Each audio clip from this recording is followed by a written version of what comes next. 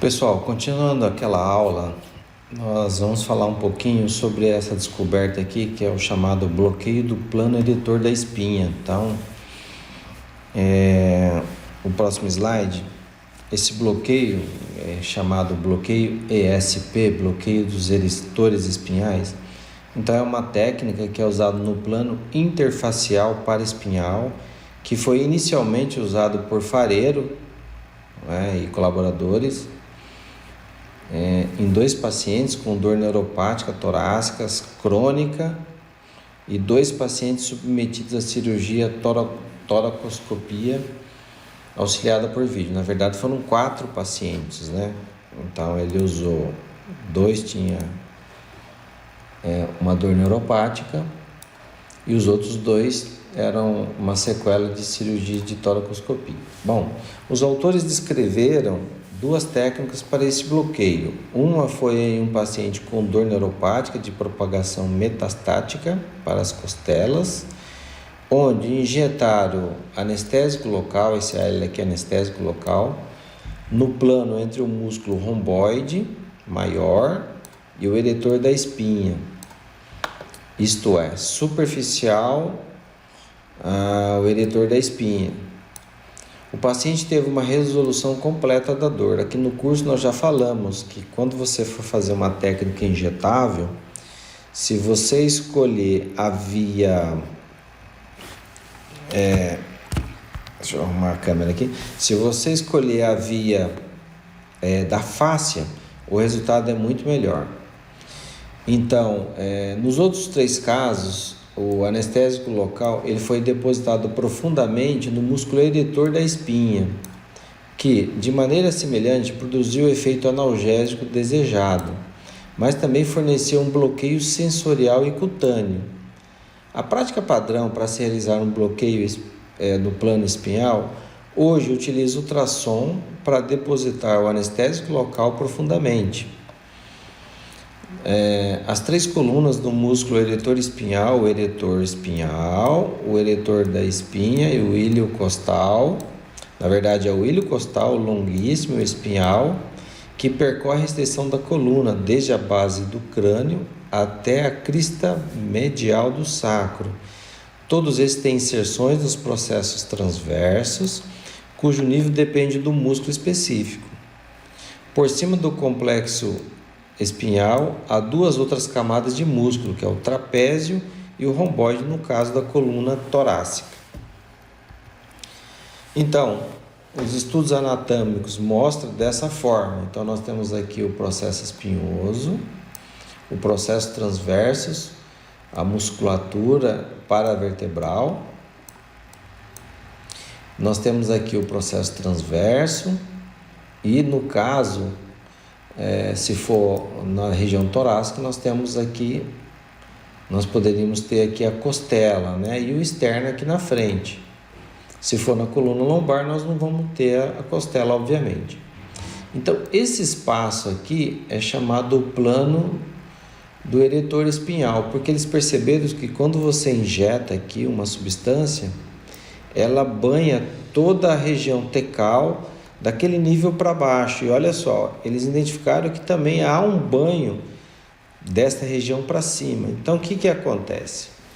Quando se injeta aqui uma quantidade grande de anestésico, poderá haver uma queda pode ter uma depressão do sistema cardiorrespiratório e a pessoa podendo entrar em parada respiratória. Por isso que esse procedimento é feito no hospital com o paciente monitorado, o anestesista do lado.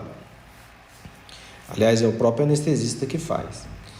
Então, o que nós estamos recomendando? Quando você for fazer uma aplicação mais profunda, apenas o túnel inicial deve usar o anestésico. Não utilize anestésico de forma profunda para evitar esse efeito adverso. Então vamos ler aqui. Como acontece com todos os bloqueios de planos faciais, o objetivo de um bloqueio espinhal é a disseminação compartimentalizada Então, é isso que eu falei, quando injeta aqui, ele acaba banhando os níveis inferiores e foi observado até níveis superiores. Então, ocorre uma difusão do anestésico local através dos planos dos tecidos, que também parece desempenhar uma função de extensão e qualidade do bloqueio. Isso que eu falei, você aplica num nível, mas ele se estende para outros. A teoria vigente é que por causa da descontinuidade do músculo intercostal, o anestésico local se difunde anteriormente aos ramos ventrais e dorsais dos nervos espinhais e através do tecido conjuntivo intertransverso para entrar no espaço paravertebral torácico. Então aqui mostrando também que você fazendo a injeção. E principalmente eles preconizam, pessoal, entre os espinhais, que estaria representado por essa imagem, e o transverso, você depositando aqui em cima do transverso, ele ganharia inclusive as raízes nervosas. Então, por isso o nosso receio de utilizar anestésico nesse nível.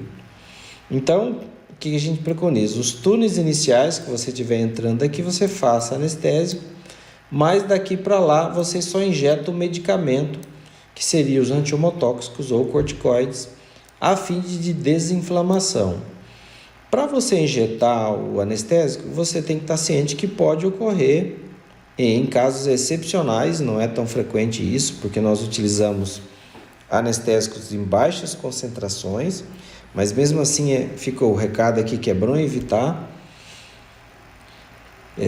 Mas daí se você tiver um anestesista acompanhando o paciente, que possa entubar em alguma coisa que acontecer, você ter adrenalina, ter oxigênio terapia, enfim, todo o aparato, aí talvez você fique com uma proteção maior. Mas eu recomendo que vocês façam apenas o túnel inicial anestésico, como vocês viram no vídeo anterior que eu fiz da faceta articular, que vai ficar mais ou menos por aqui. Eu utilizei apenas o túnel inicial com anestésico e depois eu só soltei lá um bolos de corticoide com o Traumel. Aí o Traumel você pode usar numa quantidade maior, que ele não vai provocar nenhuma anafilaxia ou depressão do sistema cardiorrespiratório. Então aqui só falando da técnica, como nós falamos, que eu tirei obviamente da internet, é um trabalho muito bem feito desse anestesista, se eu não me engano ele é espanhol. Então aqui mostrando que o ultrassom, você vai ver as seguintes imagens, né?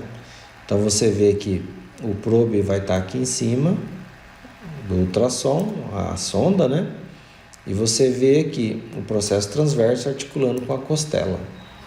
Aqui na imagem do lado você vê justamente esse plano que você viu aqui, né? Então aqui está a musculatura, aqui nessa região, que corresponde ao músculo espinhal. Então vamos escrever aqui músculo espinhal. Se for na região torácica, aqui em cima você tem o trapézio, se for lombar, obviamente não tem, e os músculos romboide aqui do lado. E aqui o longuíssimo. Então aqui está o processo transverso, né? Então a função é jogar o anestésico aqui na cabeça do processo transverso. E aí, voltando aqui o slide, ele vai difundir para esse espaço aqui chamado espaço paravertebral, que vai banhar as raízes nervosas ventrais, as raízes nervosas posteriores e vai dar uma grande analgesia do paciente. Reforço que aqui é interessante a gente injetar o corticoide, porque não vai ter esses efeitos anafilactoides ou depressão do cardiorrespiratório.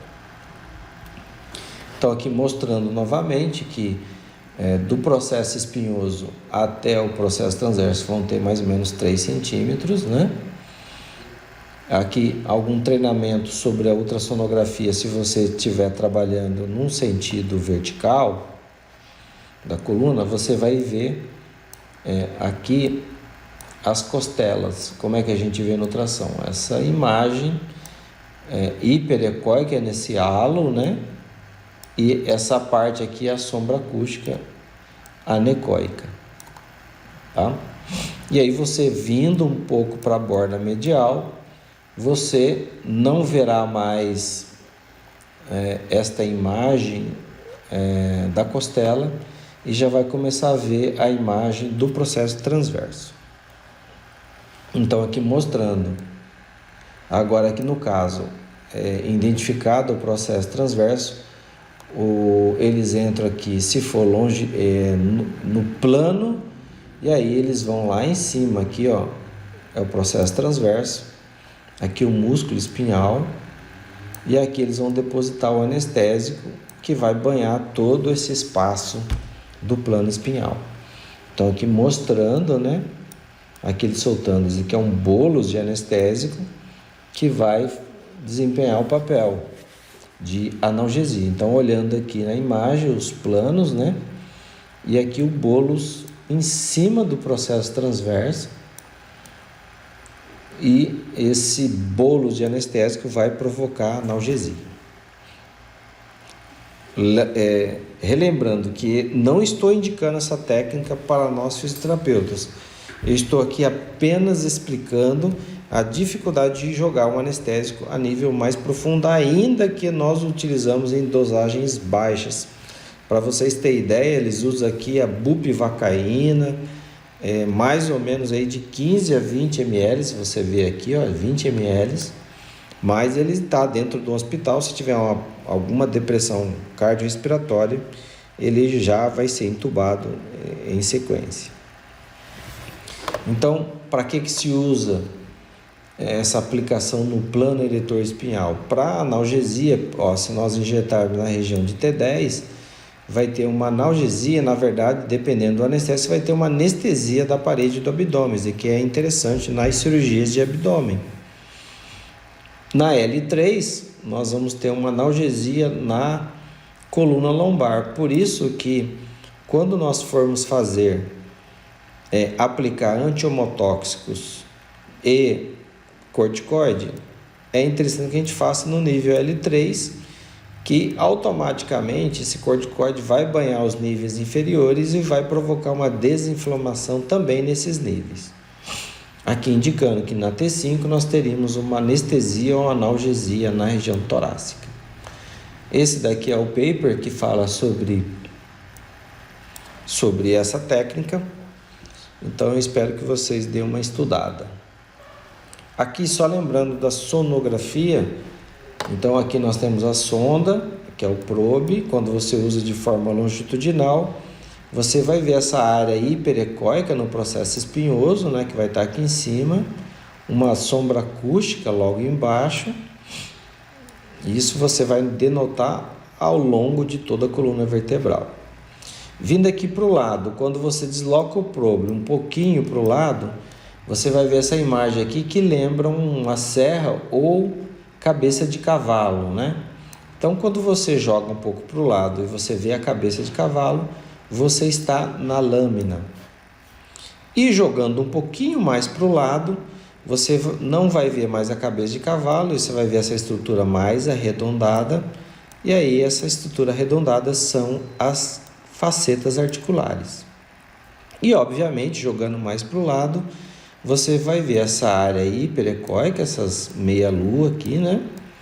E uma área anecoica ou hipoecóica, que é a sombra acústica do processo transverso.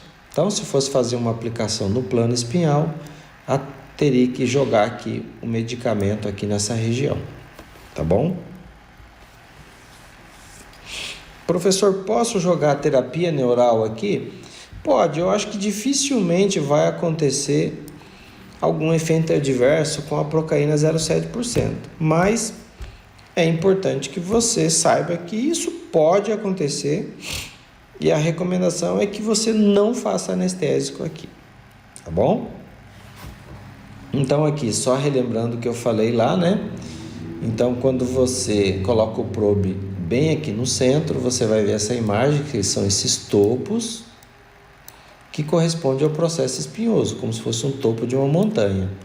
Se você desloca um pouquinho para o lado, aqui em vermelho, então você vai ver esse serrelhado, que parece um serrote ou cabeça de cavalo. E aqui em azul, quando você deslocou um pouquinho mais para o lado, você já vai ver estruturas mais arredondadas que lembra o dorso de um camelo, né? Essa bolinha aqui. Então você está diante da faceta.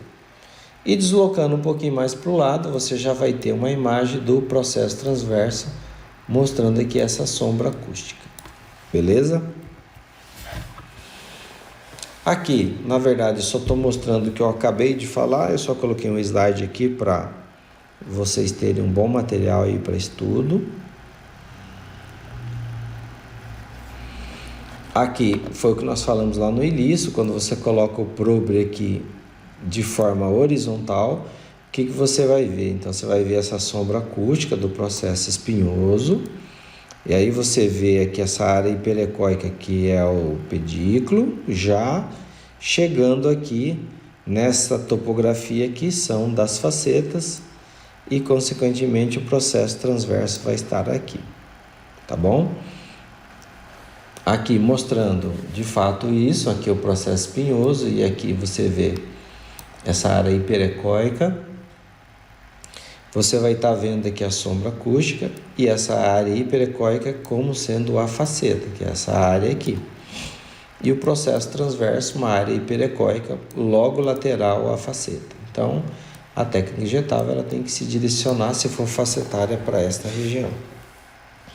Aqui tem um texto que eu deixei para vocês estudarem, para ficar muito mais fácil o aprendizado. Então aqui, só relembrando um pouquinho, um resuminho. Então eu tenho aqui a raiz nervosas, né, de L1, L2, L3, L4, e a sua anastomose formando esse ramo mediano e o ramo lateral. Então, quando se aplica uma técnica injetável um pouco mais lateral aqui à faceta, nós estaremos atingindo aqui o ramo medial, como mostra aqui nessa outra imagem. Então aqui mostrando o probe está aqui, né? Mostrando essa imagem. A agulha está chegando aqui no processo facetário. E diga-se de passagem, pessoal, os pacientes com síndrome facetária têm muito dor na extensão da coluna. Então o paciente estendeu e tem muita dor lombar localizada em alguns pontos, é bem provável que tenha uma síndrome facetária. E essa síndrome facetária ela é muito frequente na coluna lombar. Então aqui mostrando que se eu deslocar a agulha um pouquinho para o lado, eu já vou estar fazendo no ramo lateral. Essa daqui é uma técnica preconizada pela doutora Saunders. Entretanto, pessoal, a agulha tradicional ela não chega até lá embaixo. Geralmente nós usamos agulhas aí de 3 centímetros, né? Vocês viram na técnica injetável, na aula anterior, que eu medi quase que 5 centímetros de profundidade. Então, aqui na verdade você vai só na topografia inicial aqui da faceta, mas você não chega na faceta. Para chegar tem que ser a agulha rack ou a cânula. Se você sair 2 dedos lateralmente ao longo da coluna vertebral, então vamos supor que o processo espinhoso está aqui, 2 dedos laterais, você vai estar na zona de topografia correspondente à faceta, tá bom? Essa técnica aqui, pessoal, nós desenvolvemos ela para fazer a aplicação na raiz de L4 e nós nunca tivemos efeitos adversos, a não ser talvez um caso. Mas como se preconiza essa técnica? Então você passa aqui uma linha que corta aqui a espinha ilíaca e uma outra linha que corta a região da crista ilíaca. Esse quadrante superior externo aqui, ele vai corresponder à saída da emergência da raiz nervosa de L4. Então, entrando perpendicular aqui, a 90 graus, e nunca medializando, você vai acabar tocando a agulha na raiz de L4, onde o paciente vai sentir uma parestesia na perna. E aí nós utilizamos por muito tempo essa aplicação para ciatalgias agudas. Mas com o passar do tempo, com o advento do ultrassom, nós começamos a usar daí a aplicação já no nervo ciático, aqui na passagem perto da tuberosidade isquiática, que eu vou mostrar para vocês em seguida, mais para frente. Então, não é que nós abandonamos essa técnica aqui, mas lembra que eu falei do plano no eretor espinhal? Então, se a gente for jogar anestésico muito profundo, a gente tem que estar ciente que pode ter um evento adverso, ainda que isso é um pouco raro. Aqui tá as linhas, né? E o quadrante externo corresponde à raiz de L4. O que nós estamos preferindo fazer agora? Nós estamos preferindo fazer a aplicação subglútea no nervo ciático. Para que nós fazemos essa aplicação? Nós vamos ter uma analgesia muito importante aqui nessa topografia, marcada em vermelho, tanto na parte da esclera, que é do osso, quanto na parte muscular. E como é que se procede essa técnica? Então, aqui está dizendo que a profundidade do ciático ela varia principalmente de acordo com a pessoa, né? Se ela é mais obesa, se ela é mais magra. Para atingir o alvo, o ângulo de abordagem da agulha costuma ser próximo da perpendicular. Isso é um fato, próximo da perpendicular. Então, isso torna a visualização de todo o eixo da agulha usando a abordagem plano mais fácil. Então, quando você faz no plano, fica muito mais fácil. Fora do plano, você não visualiza a agulha, tá, pessoal? Então, vamos mais para frente. Então, aqui mostrando a parte anatômica, as raízes, né? Aqui está a raiz de L4. E aqui mostrando que o nervo ciático, ele passa, de fato, próximo da tuberosidade isquiática. Então, aqui nós temos o trocânter, a tuberosidade isquiática, com o nervo ciático passando aqui. Então, se eu conseguir chegar aqui próximo e jogar...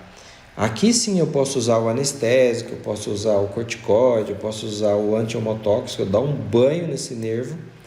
Esse nervo vai absorver o medicamento que vai ser propagado para todo o nervo.